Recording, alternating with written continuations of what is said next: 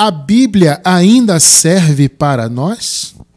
Nosso versículo inicial se encontra na segunda carta do apóstolo Paulo a Timóteo, capítulo 3, versículo 16. Toda a Escritura é inspirada por Deus e útil para o ensino, para a repreensão, para a correção e para a instrução em justiça. Graças a Deus, louvado seja o nome do Senhor. Igreja preciosa de Deus, povo santo, amados do Pai, mais do que vencedores em Cristo, abençoados com todas as bênçãos espirituais, selados com o Santo Espírito prometido por Deus, igreja linda, sem ruga, sem mácula, santos e irrepreensíveis. Meus amados irmãos, hoje eu quero responder a essa pergunta que nos tem sido feita, por incrível que pareça, né? Parece uma pergunta assim estranha, né? Como assim a Bíblia serve para nós? É claro que ela serve para nós, né? Você diria. E eu concordo com a sua resposta, claro que serve. Porém, muitos vêm perguntando isso por causa da visão da escatologia consumada.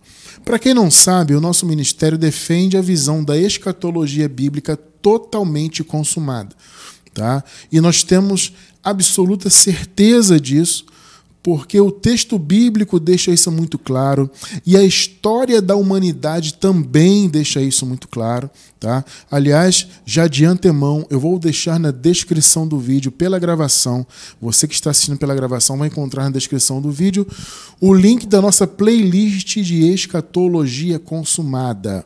Olha, você tem que entender isso. É um complemento maravilhoso para o raciocínio do Evangelho da Graça. É importantíssimo você conhecer não só o Evangelho, a palavra da graça, como também a visão da escatologia consumada. E assistindo a esses estudos, então você vai alcançar o conhecimento. Logo nos primeiros estudos, certamente você vai já ter uma boa base do fundamento da escatologia consumada. Acho que na nossa playlist hoje já tem, nós estamos em junho de 2023. Nesse momento, acredito que já passamos de 50 vídeos nessa playlist. Mas se você assistir pelo menos os 12, os 13 primeiros estudos, eu creio que ali você vai encontrar uma excelente base do raciocínio, tá? Então estude para você compreender, como eu disse, na descrição do vídeo vai estar o link, tá? Da playlist da escatologia consumada. Então, como nós defendemos esta visão, as pessoas têm essa interpretação de que é o seguinte, olha, se tudo já foi consumado, se Jesus já voltou, se o reino já veio, então nós não precisamos de mais nada, a Bíblia não serve para nós. Aliás, abençoados, eu já ouvi diversos absurdos, porque assim, né? É muito bom que o entendimento da graça e da escatologia consumada seja divulgado. Claro que é excelente, né? E com isso também acontece de muitas pessoas ouvirem e essas pessoas terem interpretações muito equivocadas e que vão para fora, inclusive, da Bíblia, né? Sabe, esse tipo de interpretação em que a pessoa decide que algo é assim, né? Então ela ouve, bom, se a escatologia já foi consumada, então não faz sentido a Bíblia. Então a pessoa decide que a Bíblia não faz sentido. E eu já ouvi diversos absurdos, como eu disse agora há pouco, como, por exemplo, não existe mais Jesus. Ah, se a escatologia está consumada, então não existe mais Jesus, porque Jesus entregou o reino ao Pai, então acabou Jesus.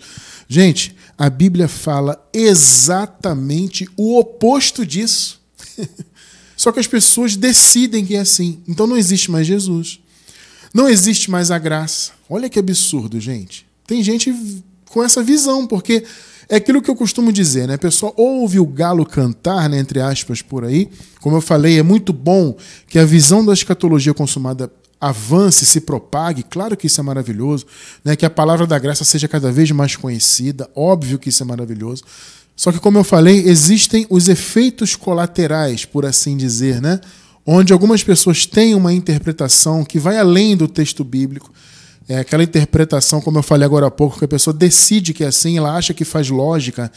Algo faz lógica, uma lógica, ainda que não tenha respaldo, mas na cabeça da pessoa aquilo faz lógica, então ela começa a propagar. E como a internet hoje ela dá voz para qualquer pessoa, tais ideias acabam também ganhando a algum caminho e chega a algumas pessoas e acabam enganando até pessoas que estão em graça. Eu realmente acho difícil alguém em graça ser enganado, né, por qualquer heresia dessa, mas infelizmente isso acontece com muitos irmãos. Então quer dizer, não existe mais Jesus, não existe mais graça. Veja, a Bíblia fala o contrário. A Bíblia fala exatamente o contrário disso. Ah, não existe Jesus. A Bíblia fala o contrário. Diz que Jesus é o mesmo ontem, hoje e será eternamente. Ah, não existe mais graça. A Bíblia fala o contrário. Diz que a graça é uma aliança eterna. Entende? E tantos outros absurdos que as pessoas falam por aí, e um deles é esse. Ou seja, abre aspas para quem fala isso, né? Nada da Bíblia serve para nós. Uma vez que Jesus já voltou, aí a pessoa conclui, né? Nada da Bíblia serve mais para nós. E aí a nossa intenção é responder essa pergunta. Será que realmente nada da Bíblia serve para nós? Abençoados, é evidente que esse é mais um dos erros doutrinários que vem da consequência, como eu falei, do avanço da escatologia consumada, desse entendimento maravilhoso, né? Mas, como eu falei, acaba trazendo também esses efeitos colaterais, entre aspas, essas interpretações absurdas e extra-bíblicas, né? Raciocínios que a pessoa, na cabeça dela, faz algum sentido, então ela acha que é a verdade. Só que, para nós, amados, é o seguinte, nós temos que ter como respaldo o fundamento do texto da palavra. Eu não posso simplesmente decidir que algo é assim se eu não vejo o fundamento ou se a palavra até fala o contrário disso, né? Então é importante a gente ter em nossa mente o raciocínio correto e fundamentado na palavra de Deus. Amados, vamos lá. Nós lemos aqui no primeiro versículo Paulo falando que toda a Escritura é inspirada por Deus e útil para o ensino. Quando o apóstolo Paulo fala de Escritura, ele está se referindo ao Antigo Pacto. Aí você vai dizer assim, ué, irmão Cristiano, como assim? O Paulo está falando do Antigo Pacto? É. A Escritura, no caso aqui desse contexto, né, de 2 Timóteo, não é a Bíblia como nós a conhecemos hoje. Aqui Paulo está falando dos textos do Antigo Pacto, que era, na verdade, a única Bíblia, entre aspas, que eles tinham naquela época. E o que o apóstolo Paulo fala? Que a Escritura, que vou reforçar, é ou são os textos do Antigo Pacto. Paulo diz, essa Escritura, ou os textos do Antigo Pacto, são inspirados por Deus e são úteis. Eu pergunto para você, amado irmão, amada irmã, será que o apóstolo Paulo estaria sendo, então, anacrônico também? Ou seja, ele estaria colocando os textos bíblicos como fora de um contexto de tempo, né? Será? Será que Paulo estaria sendo anacrônico? Porque muitos nos acusam disso. Ah, Cristiano, você pregar a Bíblia hoje é anacronismo, porque você mesmo diz que Jesus já voltou, que a escatologia se consumou. Então nada que está escrito na Bíblia serve. Agora, será que você pregar a palavra baseada na Bíblia é anacronismo? Será que nós estaríamos, então, fora do tempo? Né? Será que estaríamos trabalhando com algo que está fora do seu tempo, já que Jesus já voltou, então a Bíblia não serve mais? Note, abençoados, nem nós hoje, pregando a palavra do Evangelho, baseados na Bíblia, e nem mesmo o apóstolo Paulo, que fundamentava muitos dos seus raciocínios no Antigo Pacto, nenhum de nós estamos sendo anacrônicos, e nem o apóstolo Paulo também. Por quê? Porque apesar de a Escritura, na época aqui da carta a Timóteo, ela já estava obsoleta, ou seja, os textos do Antigo Pacto, as pessoas não deveriam viver fundamentadas neles. Ou seja, era um texto já realmente ultrapassado. Mas ainda assim Paulo diz, olha, a Escritura foi inspirada, então ela é útil. Mas ela é útil de que sentido? De que ponto de vista, né? Ela é útil do ponto de vista de você saber entrar no Antigo Pacto e retirar o que é bom dele. Porque você tem que entrar nos textos do Antigo Pacto, no caso era isso que o apóstolo Paulo e todos os seus seguidores ali faziam, né? Eles entravam nos textos do Antigo Pacto para retirar o que é bom, para retirar exemplos. Acredito até que também do ponto de vista histórico, né? Em algum momento o apóstolo Paulo fala, se eu não me engano, escrevendo aos Coríntios, né? Que o que aconteceu com o povo, com os israelitas antigos, servia de exemplo.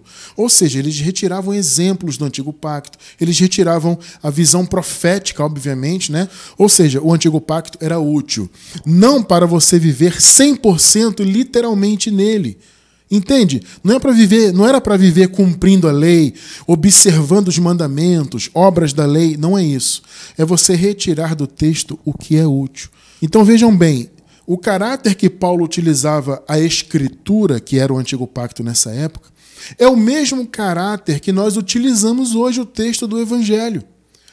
Porque veja bem, as cartas do apóstolo Paulo, nós entendemos que elas são um resumo da graça, né? Porque Paulo foi o único apóstolo que recebeu a revelação da graça diretamente da boca do justo, como a palavra diz, né? Ou seja, Jesus Cristo ressuscitado revelou para o apóstolo Paulo a palavra da graça. E Paulo, então, escrevendo as suas cartas, ele deixou um grande conteúdo desse raciocínio registrado em suas epístolas. Por isso nós entendemos que as suas epístolas são um excelente, um maravilhoso resumo dessa graça, tá? Então, não é um anacronismo nós utilizarmos hoje a palavra do Evangelho, você vai entender muito bem isso. Não é por quê? Porque há coisas que você pode e deve reter dessa palavra. Então, assim como a Escritura era útil para se reter o que é bom dela, percebe? O Evangelho também é. Agora, é evidente que Paulo escreveu antes da segunda vinda de Cristo. Em nossos estudos, já vimos, já estudamos, já comprovamos, biblicamente e até mesmo por meio da história da humanidade, que a vinda do reino de Deus, a segunda vinda de Cristo, se consumou no ano 70 depois de Cristo. Note, não é 1970, é o ano 70. É antes do ano 100. Ainda na primeira era cristã. Amados, o texto bíblico deixa isso muito claro, não a data perfeita em si. O texto deixa claro que seria muito em breve a segunda vinda. E o que marca essa data para nós foram os acontecimentos históricos, tá? Que foram registrados, está registrado na história da humanidade, tá? Principalmente pelo historiador Flávio Joséfo, que registrou a guerra de Israel contra Roma e vice-versa, né? E esses acontecimentos históricos resultaram na destruição do Templo de Jerusalém, que, como Jesus profetizou, seria destruído, não ficaria pedra sobre pedra na sua segunda vinda. Então, por isso que nós temos certeza absoluta que, historicamente, a segunda vinda se consumou no ano 70. E sabemos, então, que as cartas, as epístolas, foram escritas antes desse período. Tá? Então, evidentemente, nós vamos encontrar coisas ali que de fato não servem para nós. E vamos ver daqui a pouco alguns exemplos disso. Tá? Só que nós não podemos dizer que a Bíblia inteira ou o Evangelho não serve. Não tenho mais que pregar o Evangelho, não tenho mais que falar da graça, da Bíblia, porque Jesus já voltou, tudo já se consumou. Meus amados irmãos, assim como Paulo não estava sendo anacrônico, nós também não estamos sendo. Tá? Nós devemos viver o que a palavra nos diz. E, evidentemente, amados, nós não temos que cair nesse tipo de esparrela. Tá? Você tem que ter muito cuidado, você que está em graça firme hoje, tenha muito cuidado, amados, com essas heresias que se levantam por aí. Porque se você der ouvido, você acaba negando a palavra, você acaba... aliás, eu tenho até um pensamento, sabe? Eu acredito muito, não posso afirmar 100%, mas eu acredito, é uma crença pessoal minha, que quem tem esse tipo de raciocínio, na verdade, está distorcendo a palavra ao seu bel prazer para que esta pessoa possa ter uma vida dissoluta. A pessoa quer ter uma vida de obras da carne, quer ter uma vida fora da direção da palavra, então ela aproveita o raciocínio da escatologia consumada para dizer que a Bíblia não serve mais. Eu não tenho mais que seguir nada da Bíblia. Jesus já voltou. Para mim, isso é uma bela desculpa para utilizar-se, né, da liberdade, que a graça nos dá essa liberdade. Agora você imagina, a graça dá uma liberdade, mas no Evangelho da Graça existem muitas diretrizes. Né? Até porque a palavra diz que nós temos as nossas faculdades exercitadas para discernirmos o bem e o mal. O que exercita as nossas faculdades mentais? É a palavra. Então vem alguém e diz que a palavra não serve mais, nada serve mais para nós. Ou seja, você não vai ter então a sua faculdade exercitada, a sua faculdade mental, para você discernir o bem e o mal. Então, a liberdade que a graça traz acaba se tornando uma libertinagem. Porque uma vez que a direção da palavra não serve mais, mesmo do Evangelho da Graça, então vou viver a moda que eu quero, com a obra da carne ativada, né, não sendo a luz do mundo, não sendo o sal da terra que Jesus disse que nós, filhos de Deus, somos. Né? Então, veja, nós não temos que dar ouvidos para esse tipo de coisa. A palavra serve sim para nós.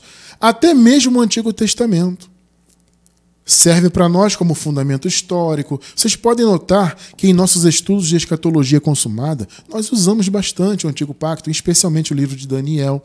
Né? Por quê? Porque é reter o que é bom, é você observar historicamente, é você aprender com as profecias e ver que as profecias já se cumpriram. Ou seja, nós podemos entrar apesar de já estar obsoleto. Porque, veja, vou repetir, mesmo na época de Paulo, os textos do Antigo Pacto estavam obsoletos. Mas Paulo disse, olha, a Escritura, que era o Antigo Pacto na época deles, né, é útil para ensinar. É útil, apesar de estar obsoleta. Observe só, 2 de Coríntios, vamos ler os versículos do 13 ao 16, tá? Não somos como Moisés, que colocava um véu sobre a face para que os israelitas não contemplassem o resplendor que se desvanecia. Aqui o Paulo está falando da lei, né, dos mandamentos da lei, do texto do Antigo Pacto, ele está falando disso. E o que ele está dizendo? Que o texto se desvanecia, ou seja, em outras palavras, o Antigo Pacto tinha um prazo de validade, entre aspas. O Antigo Pacto, ele teve um brilho por meio de Moisés, ou seja, ela foi uma luz, mas essa luz ia se apagar. Então, o Paulo usa essa metáfora, né? A luz do rosto de Moisés brilhava muito, mas era uma luz que desvanecia, ou seja, a luz estava se apagando. Ou seja, a lei teve ali a sua importância, ela veio por meio de Deus, veio por meio de Moisés, tudo certo, só que ela tinha, entre aspas, um prazo de validade. E a palavra diz, o fim da lei é Cristo. E é fim mesmo, tá? Muitos querem forçar a interpretação da palavra fim no grego, que é a palavra telos, né? Muitos querem forçar a interpretação para um sentido de objetivo, né? O objetivo da lei é Cristo. Não, a palavra telos significa realmente fim, término ou terminação, né? Ela significa uma fronteira, onde algo acaba e começa uma outra coisa. Tá? Então, o fim, a fronteira, a terminação da lei foi Cristo. A palavra telos, ela até pode ser traduzida por finalidade, por objetivo, mas é uma tradução, eu diria, secundária. Né? O fim da lei, de fato, foi Cristo. Por isso, Paulo diz que a glória da lei, na face de Moisés, era uma glória que desvanecia. 14. Na verdade, as mentes deles se fecharam, deles dos israelitas, né? Pois até hoje o mesmo véu permanece quando é lida a antiga aliança. Olha aí, ó. Percebe, amados? Na visão de Paulo, a antiga aliança estava obsoleta. A antiga aliança era um véu. Percebe? Não foi retirado porque é somente em Cristo que ele, o véu, a lei, é removido e foi removido em Cristo. Percebe? 15 e 16. De fato, até o dia de hoje, quando Moisés é lido, Moisés aqui no caso é lei, o Antigo Pacto, um véu cobre os seus corações. O véu simboliza aqui o impedimento para enxergar, né? O véu era aquela túnica que cobria toda a cabeça da pessoa. Então Paulo utiliza isso como uma metáfora de impedimento, né, de enxergar, porque se o véu está sobre a sua cabeça, os seus olhos não conseguem enxergar nada, né? E, consequentemente, quando ele fala do véu, ele fala da cabeça toda, então ele está falando de raciocínio, ou seja, quando Moisés é lido, o raciocínio das pessoas é encoberto, elas não conseguem perceber o evangelho. Entenderam, amados? Mas, quando alguém se converte ao Senhor, o véu é retirado. Glória a Deus, né? Então, meus amados, é importante a gente entender isso. O texto de Moisés era um véu. Na época de Paulo, já era obsoleto. Paulo disse, olha, quando alguém lê Moisés, um véu é colocado na mente da pessoa. Quando a pessoa está na lição da antiga aliança, a pessoa está com o coração embotado, o coração e a mente, né? E, consequentemente, os olhos espirituais estão embotados, estão cegos, não conseguem enxergar a palavra. Então, o que Paulo está dizendo? Que o Antigo Pacto já está obsoleto. Ninguém deveria viver baseando a sua vida no Antigo Pacto, vivendo em obras da lei, cumprindo mandamentos dos judeus. Percebe? Esse é o ponto de Paulo. Mesmo assim, Paulo disse, a Escritura é útil para ensinar. Ou seja, apesar de estar fora do seu tempo, O antigo pacto ainda era útil. Percebeu o ponto? Por que Paulo falou isso? Porque existe um conceito que o próprio apóstolo Paulo apresentou e que nós encontramos em 1 Tessalonicenses, capítulo 5, versículo 21. Vamos ler. Veja o que Paulo fala. Ponham à prova todas as coisas e fiquem com o que é bom. Em outras traduções mais tradicionais, né, diz assim, retenha o que é bom, né? Ponham à prova todas as coisas. Fiquem com o que é bom. Esse conselho de Paulo serve para isso. Você tem que aprender a reter o que é bom. Do antigo pacto e também da palavra do evangelho. Como eu falei, há coisas, sim, eu concordo que há coisas na palavra do evangelho que já estão obsoletas. Tá? Só que você tem que aprender a reter o que é bom. Porque no evangelho, gente, tem o que é bom e muito bom. Percebe? Há coisas maravilhosas no Evangelho que vão servir para sempre. É o que eu particularmente chamo de essência do Evangelho. Percebe? O Evangelho tem uma essência. Agora, é claro que nas epístolas do apóstolo Paulo, você vai encontrar alguma coisa que de fato já está fora do seu tempo. Coisas que de fato já não servem para nós. Claro que você vai encontrar. Vamos ver alguns exemplos daqui a pouco, tá? Disso que eu estou falando. Porque o Paulo, como eu falei, ele escreveu as epístolas antes da vinda de Cristo. A segunda vinda de Cristo, então, não havia acontecido ainda na época das epístolas de Paulo, na época da igreja primitiva.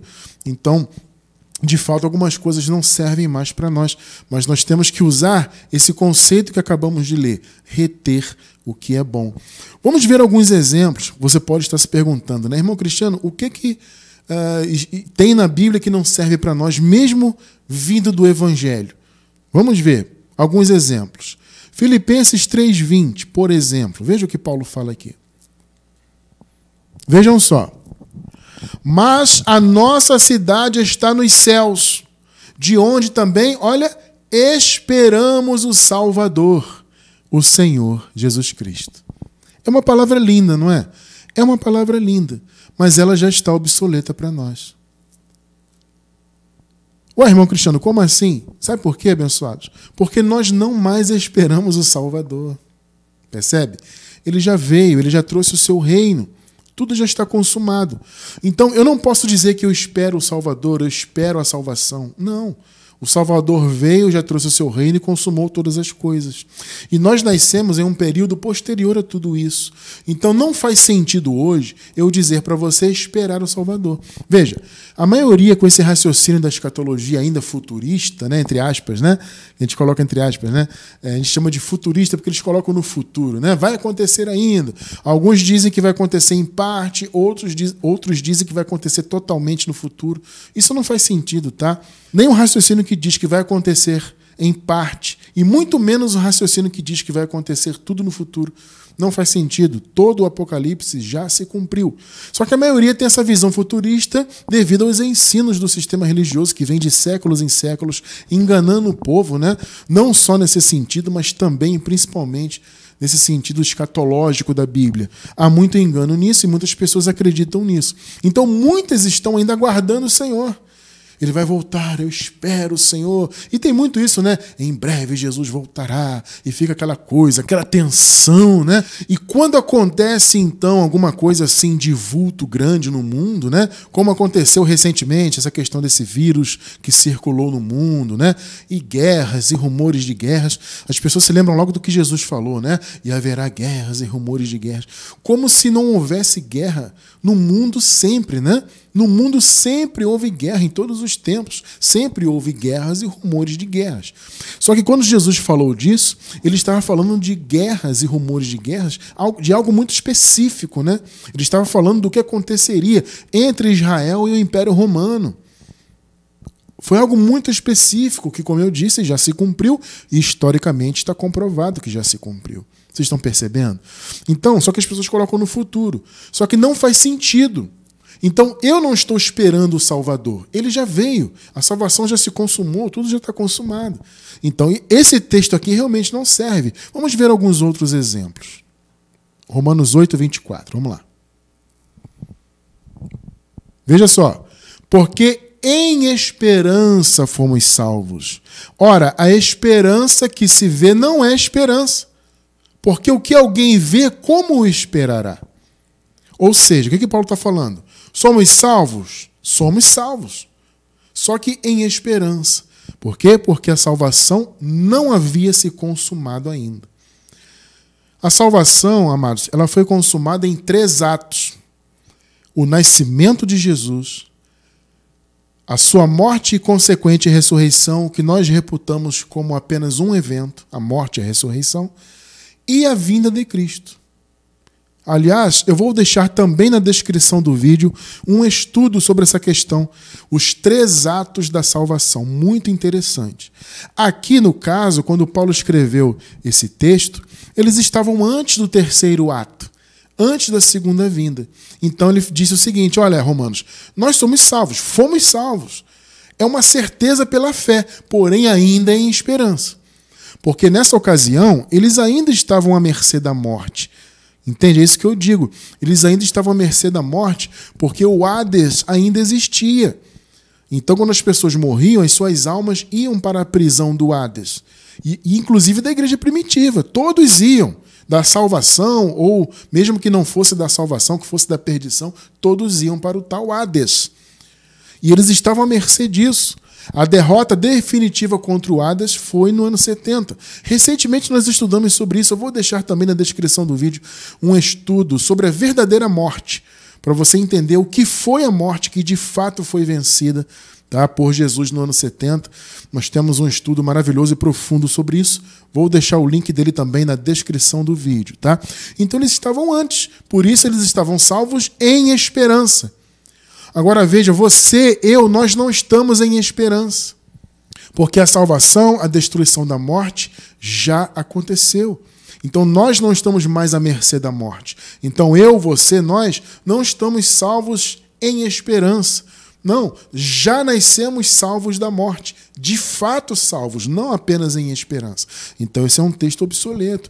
Mais um exemplo, 1 Coríntios 15, 26. Vamos ler. Observem, o último inimigo a ser destruído é a morte. Perceberam? Aquilo que eu acabei de falar, a morte ainda estava em vigor. O Hades ainda existia, ainda recolhia as almas, as vidas dos filhos de Deus, porque alma é vida, né? Então as vidas dos filhos de Deus, as almas ficavam presas no Hades. Nesse período da igreja primitiva, ele ainda estava em vigor. Então, por isso Paulo fala, o último inimigo a ser destruído. Esse é um texto que já é obsoleto, ele não serve para nós. Você não tem que achar que a morte ainda vai ser destruída. Não, ela já foi. Ah, irmão Cristiano, mas nós ainda morremos na carne. Assista ao estudo que eu falei, que eu vou deixar na descrição do vídeo, para você entender de que morte a Bíblia fala. Qual a morte que foi aniquilada por Jesus? A verdadeira morte, o verdadeiro conceito. Assista que você vai entender muito bem, tá? Perceberam? Eu concordo que há textos que estão obsoletos. Tem outro exemplo aqui, eu já vou ler. Eu concordo que há. Agora, você dizer que porque Jesus já voltou, então a Bíblia não serve, vou jogar a Bíblia fora, não serve mais para a minha vida. Não caia nessa, abençoado. Aprenda a reter o que é bom. Assim como o apóstolo Paulo retinha o que era bom para a vida dele e para a igreja das Escrituras, que era o Antigo Pacto. Vocês viram comigo no início. O Paulo tinha plena noção que o Antigo Pacto era um véu, que ninguém deveria viver 100% no Antigo Pacto. Ninguém deveria aplicar o Antigo Pacto em sua vida. Percebe o ponto? Paulo tinha essa noção. Ele deixou claro, olha, quando é lido Moisés, o véu está posto. Só que o mesmo Paulo disse, as Escrituras são divinamente inspiradas e são úteis, portanto.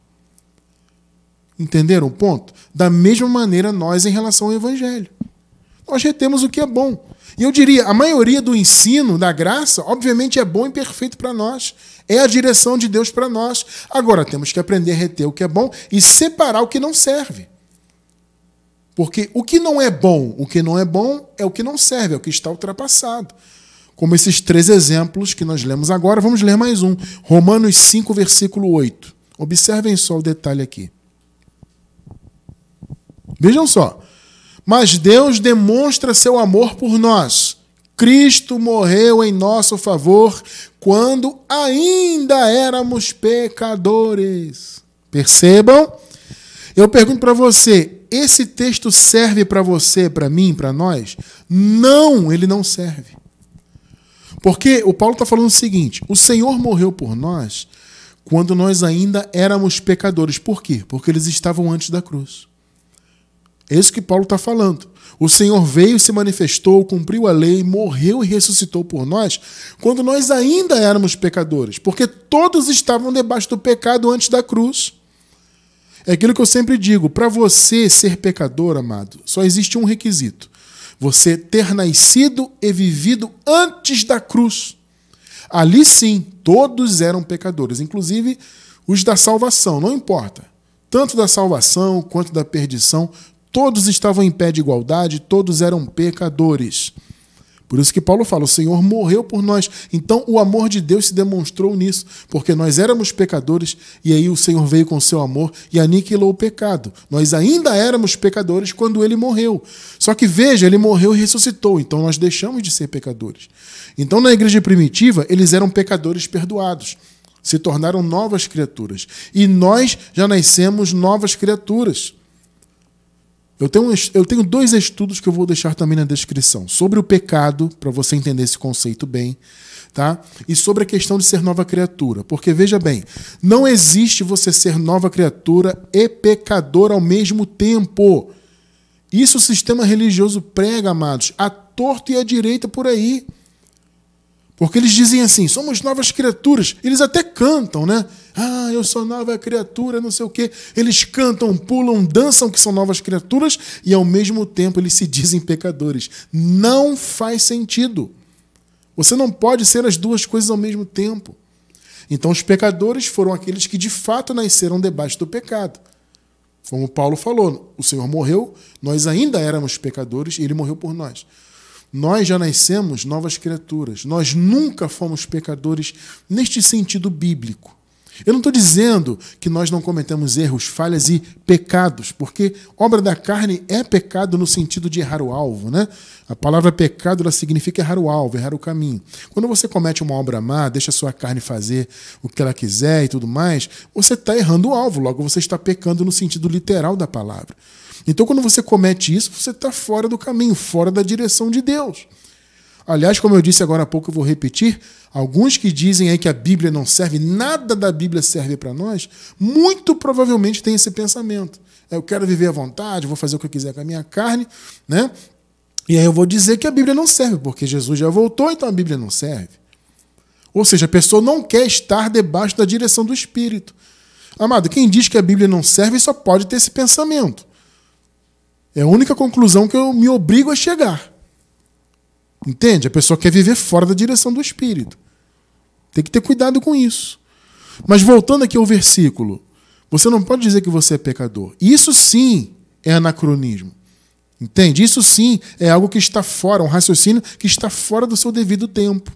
Então, você não pode dizer, o Senhor morreu por mim quando eu era pecador. Não, você nunca foi. Percebeu? Irmão Cristiano, eu quero entender isso. Vai estar o link na descrição aí, sobre o pecado e sobre ser nova criatura. Assista que você vai entender muito bem. Tá? Então, abençoados, veja, é evidente, repito, que nem tudo serve para nós. Não só do Antigo Pacto, como do próprio Evangelho, a revelação dada ao apóstolo Paulo, dos textos de Paulo. Acabamos de ver aqui 4 exemplos que não servem para nós. Você não pode aplicar na sua vida esses versículos. Mas veja, existe algo que, como eu falei agora há pouco, eu vou repetir, que é a essência do Evangelho. A essência do Evangelho, meus irmãos, é a direção do Espírito em nossas vidas. Percebe? Então você não pode abrir mão disso. Você tem que estudar a palavra e ver, aprender a ver, né, o que é bom, para você reter o que é bom. Eu não vou reter, por exemplo, esse raciocínio aqui de ser pecador. Não vou reter o raciocínio que a morte ainda vai ser aniquilada. Eu não vou reter o raciocínio que eu estou aguardando o Salvador. Eu não vou reter o raciocínio que eu estou salvo só em esperança. Não, isso está ultrapassado. Agora, a essência do Evangelho é eterna. O raciocínio é eterno. E nós precisamos viver sendo guiados por essa essência, guiados pela palavra, percebe? Então, o texto bíblico, mesmo em graça, tem coisas ultrapassadas, mas a essência ainda serve e nós devemos ser guiados por essa essência. Então, nós estudamos a palavra aqui, amados, primeiro para que nós nos mantenhamos libertos do sistema religioso e para que outros irmãos alcancem esse entendimento e também se libertem, né? E nós pregamos para conhecermos a graça. A graça, amados, independentemente, queridos, independentemente do tempo, das eras que virão no futuro, não importa o tempo, a graça sempre precisará ser conhecida. E aprove Deus nos permitir conhecê-la em nossa geração e não só conhecê-la, como propagá-la. Observe que é um texto que eu sempre utilizo, porque, se eu não me engano, até onde eu sei, é o único texto que Paulo se refere às gerações futuras, claro, se referindo também à nossa geração, né? Nós somos uma das gerações futuras em relação à geração que viveu a segunda vinda de Cristo, na igreja primitiva, tá? Então, observe o Paulo falando aqui.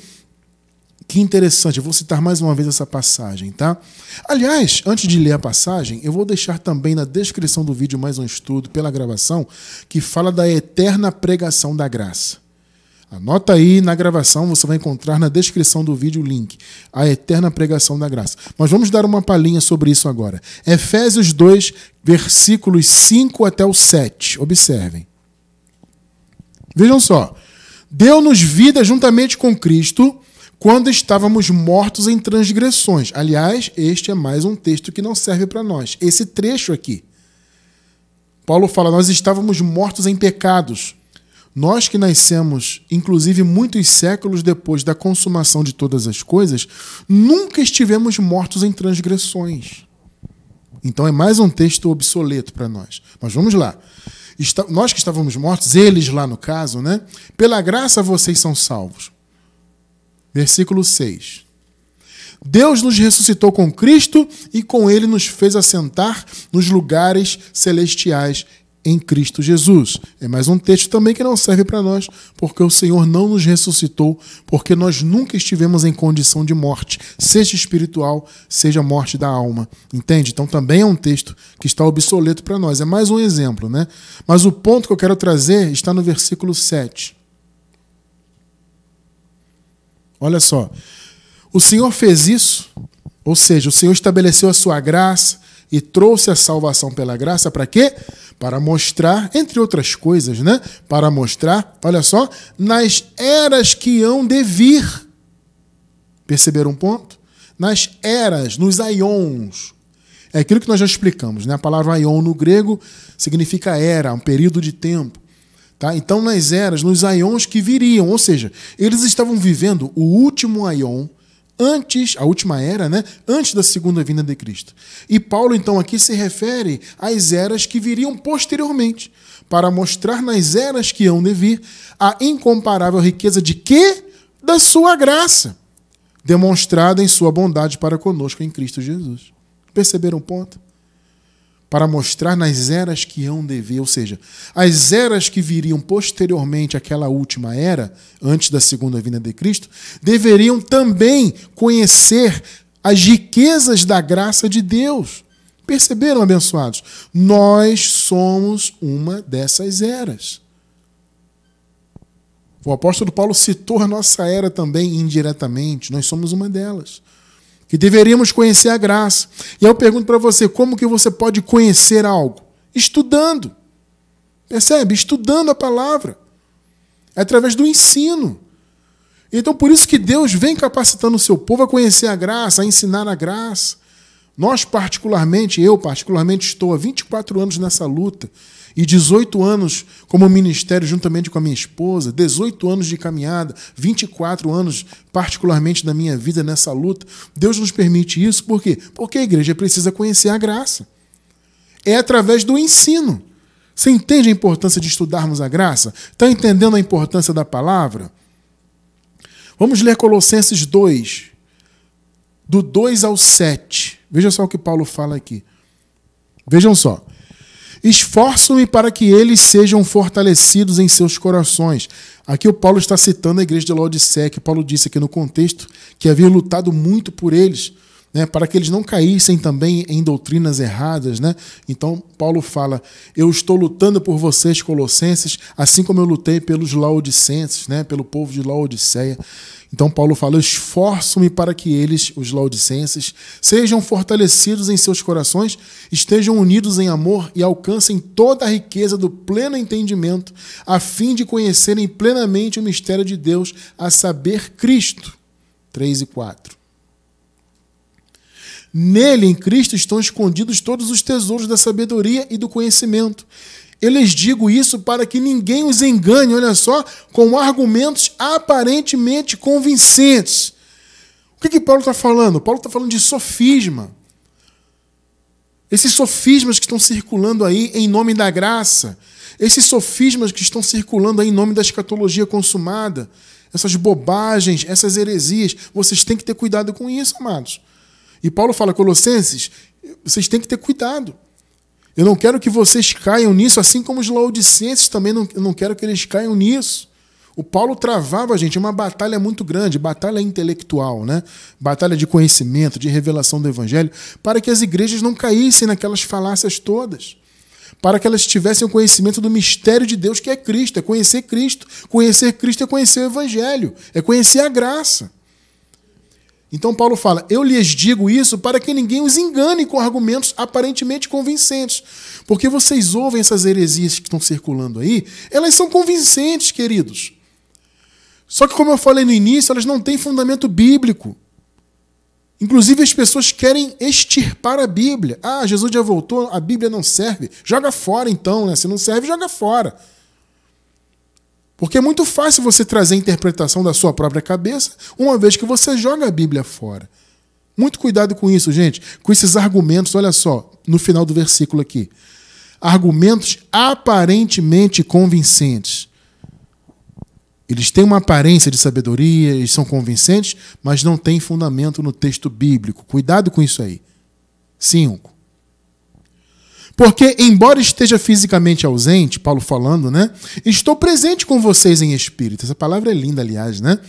Nós estamos, inclusive nós que estamos aqui na transmissão, vocês que estão assistindo pela gravação, nós estamos fisicamente longe, mas em espírito estamos juntos. Isso é maravilhoso, né? E alegro-me em ver como estão vivendo em ordem e como está firme a fé que vocês têm em Cristo. Então, Paulo está, inclusive, elogiando, né, os colossenses aqui. Versículo 6. Portanto, assim como vocês, olha só, receberam a Cristo Jesus, o Senhor, continuem a viver nele. O que é receber o Senhor? Aqui, no caso, é receber o conhecimento. Vocês se lembram no versículo 2 que acabamos de ler?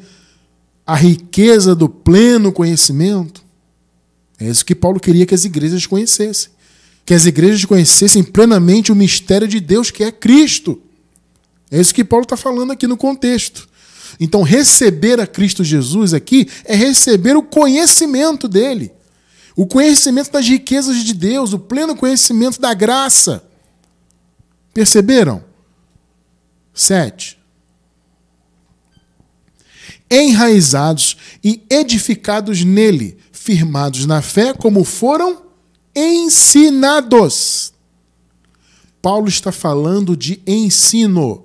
Vocês receberam Jesus, ou seja, receberam o ensino acerca de Jesus. Perceberam o ponto? Percebeu a importância de estudar a palavra?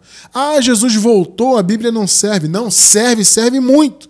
Agora, eu tenho que ter inteligência espiritual para reter o que é bom, para saber o que já é obsoleto, que eu não tenho que viver nisso ou naquilo, porque já está ultrapassado. Agora, a essência do Evangelho, a direção do Espírito, tem que estar na minha vida e para sempre estará em nossas vidas. Não caiam nessas falácias. Enraizados e edificados nele. É assim que temos que estar, firmados na fé, como foram ensinados, como nós fomos e estamos sendo a cada dia ensinados, transbordando de gratidão. Perceberam a importância do ensino, de estudar a palavra, de estar em contato com o evangelho? Não caia nessa, nada serve mais. Claro que serve. Serve para nós conhecermos a graça, como vocês viram, conhecermos a essência do evangelho, a riqueza da graça, o mistério de Deus, e para que possamos ser guiados pelo Espírito, porque essa é a direção de Deus para nós. Termos a direção do Espírito. Essa direção é pela palavra, e é para os filhos de Deus. Romanos 8,14. Porque todos os que são guiados pelo Espírito de Deus, esses são filhos de Deus. Perceberam, queridos, a característica dos filhos de Deus? É serem guiados pelo Espírito. E o que é isso? É ser guiado pela palavra. Porque é o Espírito Santo que nos ensina a palavra, por meio do texto bíblico. Então a Bíblia serve para nós? Claro, a Bíblia, o texto que está contido na Bíblia, em especial o texto do Evangelho, ele é um instrumento do Espírito para que nós sejamos cada vez mais ensinados e sermos guiados por ele. Se você é filho, você é guiado pelo Espírito. Hebreus 4,12. Porque a palavra de Deus é viva e eficaz. Percebe? E mais penetrante do que espada alguma de 2 gumes. E penetra até a divisão. Observem só isso, hein? A divisão da alma e do espírito. Há quem diga que é a mesma coisa. Não é. Tá? Tanto que há divisão. E a palavra penetra ali. Isso aqui é um sentido de quê? De que a palavra vai profundo do nosso âmago. Esse é o sentido, tá? Ela penetra até a divisão da alma e do espírito e das juntas e medulas. E é apta, olha só, para discernir os pensamentos e intenções do coração. O que é discernir? É trazer discernimento. É trazer o entendimento perfeito. É fazer você raciocinar de maneira perfeita na palavra. É você viver pela palavra. Você tem um discernimento do bem e do mal. Sabe o que é certo e o que é errado. Você não precisa de mandamentos de homens. Isso aqui é pecado, isso aqui é errado, isso aqui você pode fazer. Não, você tem a direção do Espírito. E a palavra é apta para discernir os pensamentos. É a direção do Espírito, gente. O Espírito nos guia por meio dos nossos pensamentos, usando a palavra. Você acabou de ler comigo. Ela é que traz discernimento. Então, como é que eu posso dizer que a palavra não serve mais? A Bíblia não serve. Nada na Bíblia serve. Acorda, gente. Cuidado com isso aí. Não existe mais Jesus. Não existe mais graça. Não existe mais eleição. Não existe mais Bíblia. Daqui a pouco não existe nada. Nem Deus, nem nada. Cuidado com isso aí. Você acabou de ler comigo. Argumentos aparentemente convincentes. Cuidado com isso. A palavra penetra na divisão da alma e do espírito, e ela é apta para discernir. O Espírito nos guia por meio da palavra. Perceberam um ponto importante? Então, amados, nunca abra mão da essência do Evangelho. Aprenda a discernir o que serve e o que não serve, tanto do Antigo Pacto quanto do próprio Evangelho. Nós vimos aqui vários exemplos hoje de textos que de fato não servem, mas a essência do Evangelho se mantém e se manterá para sempre. Eu quero ler um trecho aqui para encerrar o nosso estudo de hoje, um texto muito claro sobre uma das essências do Evangelho, né? Ou eu diria até a principal essência do Evangelho, que é o amor. Romanos 13, do 8 até o 10. Não devam nada a ninguém, a não ser o amor de uns pelos outros. Graças a Deus, amados. Temos que viver assim. Eu busco viver minha vida assim. Graças a Deus, não devo nada para ninguém, a não ser o amor. Isso é direção do Espírito. É a essência do Evangelho. Como é que eu posso dizer que algo assim não serve para mim? Claro que serve. Pois aquele que ama o seu próximo tem cumprido a lei. Ué, irmão Cristiano, Paulo estava preocupado com o cumprimento da lei? Não, amados, é porque muitos irmãos, não o Paulo, mas muitos irmãos ali da igreja primitiva, no caso aqui especificamente da igreja dos romanos, muitos tinham essa preocupação. Então, era uma igreja híbrida, né? Havia pessoas que não cumpriam a lei, que eram os gentios, e havia muitos judeus que cumpriam a lei. Então, havia muitas pessoas com essa preocupação de ter que cumprir a lei. Então, Paulo está falando, gente, vocês não têm que se preocupar com o mandamento da lei. Se você ama, você já cumpriu a lei. Esse é o ponto de Paulo. Né? No caso, certamente Paulo estava falando isso aqui para trazer uma paz para o coração daqueles irmãos que estavam se preocupando ou se preocupavam muito com o cumprimento de obras e mandamentos da lei. Então Paulo falou isso aqui para trazer esse entendimento e que para os irmãos pudessem descansar em relação à lei. Não é nenhuma defesa de cumprir o mandamento da lei. Pelo contrário. Veja só o 9. Pois estes mandamentos, não adulterarás, não matarás, não furtarás, não cobiçarás, e qualquer outro mandamento, qualquer outro, tá? E qualquer outro mandamento, todos se resumem neste preceito: ame o seu próximo como a si mesmo. Palavra linda, né? Percebeu a essência do evangelho? Isso serve para nós. 10. O amor não pratica o mal. Que coisa linda. O amor não pratica o mal contra o próximo. Maravilhoso isso. Portanto, o amor é o cumprimento da lei. Vocês estão preocupados em cumprir lei, mandamentos, ordenanças de homens? Ame. Por quê? Porque o amor é a essência do evangelho. Gente, o amor é a essência da direção do Espírito. Tudo parte do amor. A essência está aqui no texto bíblico. Então não tem essa de que a Bíblia não serve. Pregar o que Paulo pregava não serve. Isso aí é... Sabe? Cuidado com isso. Aprenda a reter o que é bom. Até mesmo no Antigo Pacto você pode adentrar, retém o que é bom. Até mesmo nas outras cartas que não são as cartas de Paulo. Porque, como eu disse no início, as cartas do apóstolo Paulo, nós as entendemos como um resumo da graça. Porque ele foi o único apóstolo que esteve com Jesus já ressuscitado no paraíso e recebeu a revelação da graça. Temos plena convicção disso. Mas você pode entrar, gente, em toda a Bíblia. Toda ela tem valor desde que você aprenda a reter o que é bom. Perceba isso.